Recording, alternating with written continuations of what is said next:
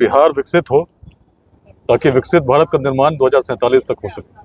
इसी उद्देश्य को लेकर समाज के हर वर्ग को जाति संप्रदाय के बंधनों से मुक्त होकर जोड़ने का एक प्रयास है लेट्स इंस्पायर बिहार, जिसमें अभी तक 5वां ये बड़ा कार्यक्रम है जो मुक्ताकाश में हम लोग कर रहे हैं।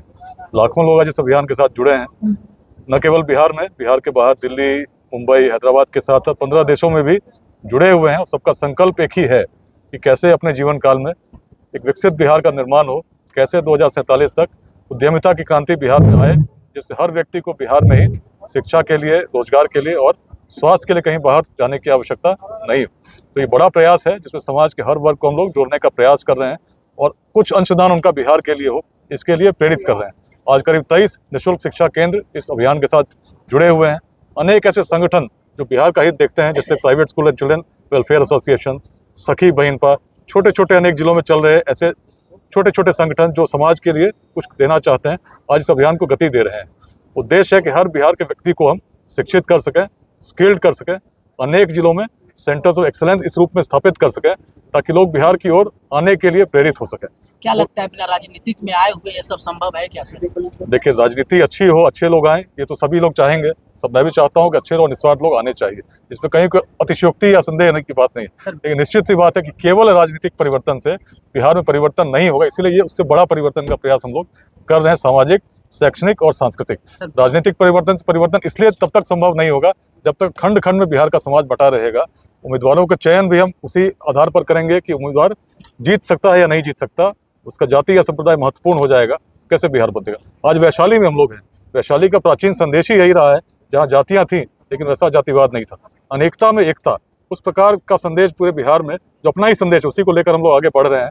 और इसीलिए एक बड़ा परिवर्तन जिसमें जातिवाद से ऊपर उठें, संप्रदायवाद से ऊपर उठें, शिक्षा की ओर आगे बढ़ें, उद्यमिता की क्रांति बिहार में लाए, ये एक बड़े सामाजिक शैक्षणिक प्रयास से ही संभव है। क्या लगता है 2000 आगे जो राजनीतिक समारोह विकास वैभव जी सीएम का चेहरा हो सकते हैं क्या? देखिए, मैं तो निमित्त मात्र हूँ। जीवन में एक जो बाल्यकाल से किसी ने बिहारी बोल के चिढ़ाया था, तभी से दंश मन में है कि बिहार जो शब्द सम्मान का प्रतीक होना चाहिए, अपमान का सूचक कैसे बन गया। मेरी क्या भूमिका हो सकती है, बस इस पर मैं प्रयास कर रहा हूँ। इतना जानता हूँ, एक व्यक्ति की भूमिका छोटी नहीं होती।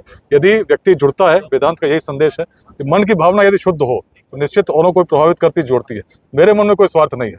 मेरा स्वार्थ यदि कुछ है तो केवल और केवल यही है कि बिहार विकसित हो, और विकसित बिहार के लिए लोग जब जुड़ें, बड़ी संख्या में जुड़ें और एक ऐसा काम करें शिक्षा के विकास के लिए, उद्यमिता की क्रांति के लिए, जिससे हमारे स्वप्न साकार हो सके। 2025 की तैयारी है सर, या फिर 2030 में चुनावी की रणनीति होगी? देखिए, 24 में भी लोग पूछ रहे थे, आप 25 की पूछ रहे हैं।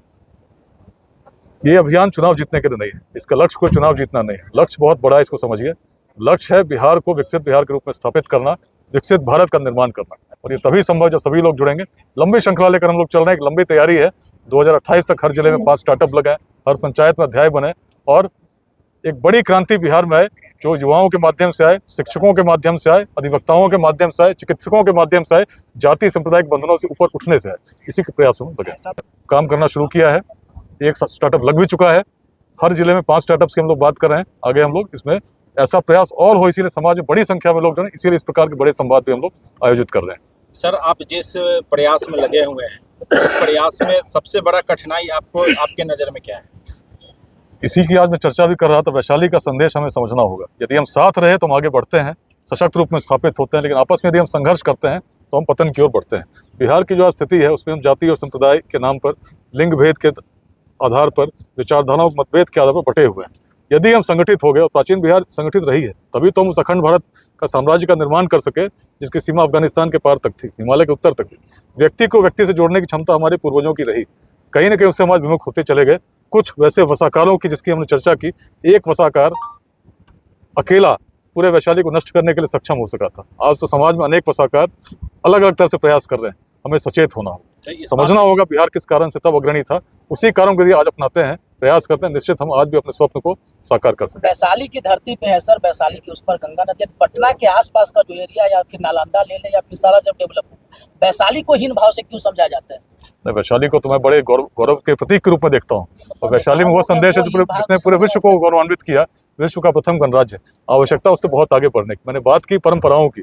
बिहार में अनेक परंपराएं थीं जो स्थापित बहुत आदिकाल से थी, जिनका उल्लेख कौटिल्य ने भी किया, आर्यभट्ट ने भी किया, लेकिन कहीं ना कहीं जाकर हम रुक गए। लेकिन उससे बहुत आगे जाने की जरूरत है। उन्हीं अवशेषों को समझते हुए कि क्यों हम आगे थे। यदि हम आगे थे तो इसका कारण था हम धर्म के नाम पर नहीं बटे हुए।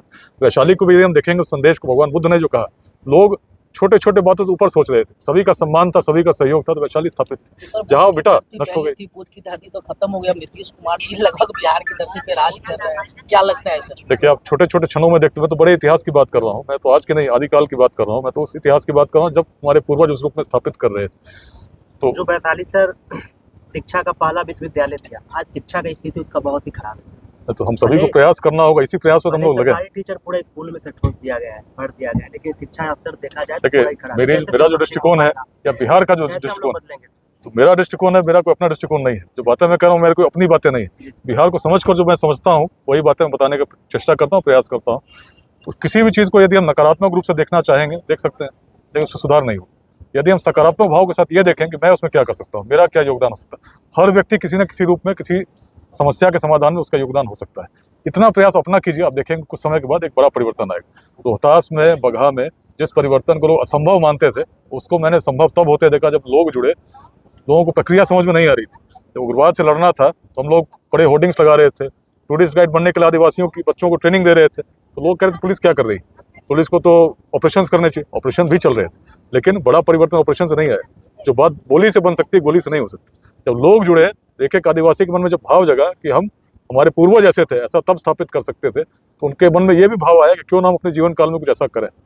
उग्रवादियों को सरेंडर करना पड़ गया। चंपारण में जो हम लोगों ने बात की कि महर्षि वाल्मीकि की भूमि है, लोग कहते थे याद कीजिए महर्षि वाल्मीकि पहले क्या था। मैंने कहा याद करो, यदि रत्नाकर ही रहे होते तो विश्व में वाल्मीकि को कौन जानता। इस अवधारणा को परिवर्तित करो। चंपारण परिवर्तन की भूमि रही। कभी महात्मा बुद्ध भी यहाँ आए, उन्होंने राजसी वस्त्रों का त्याग किया, भगवान बुद्ध बने। तो ऐसे परिवर्तन की भूमि जहाँ महात्मा गांधी भी उस रूप में जाने गए, उस रूप में यदि आप सोचेंगे तो यही हुआ, बड़ा परिवर्तन होगा। बिहार में जो मैं घूम रहा हूँ, बहुत लोगों को लगता है क्यों घूम रहे हैं, शनिवार रविवार क्यों जाते हैं, क्यों अवकाश के दिनों में लोगों को जोड़ रहे हैं।